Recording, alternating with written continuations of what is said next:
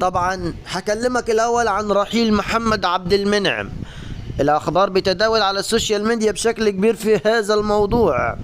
محمد عبد المنعم مدافع كبير وقوي جدا جدا، ولكن طلب من النادي الاهلي ان هو يخوض تجربة اخرى بعيدا عن النادي الاهلي، وانه يرحل عن الدوري المصري. وبنسبة كبيرة جدا جدا محمد عبد المنعم هينضم للوكرة القطري.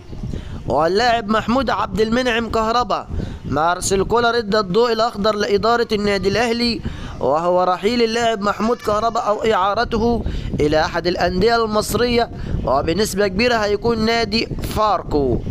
وشماتت جماهير الزمالك برحيل اللاعب محمود كهربا عن النادي الاهلي. ومحمد مجدي قفشه، كلام كتير جدا حول محمد مجدي قفشه، بيقولوا ان هو هيرحل عن صفوف النادي الاهلي، وفي كلام كده من قبل اداره النادي الزمالك ان هم عايزين يتعاقدوا معاه. واشرف بن شرقي يرفض النادي الزمالك مره اخرى، ويطلب اموال طائله وهائله للانضمام للنادي الزمالك مره اخرى.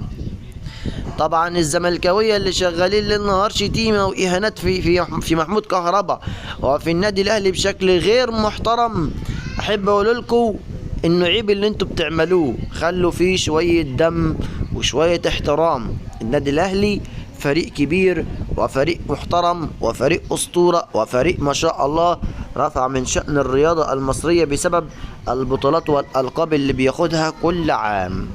عزيزي المشاهد، هو ده كان فيديو النهارده، شكرا ليكم.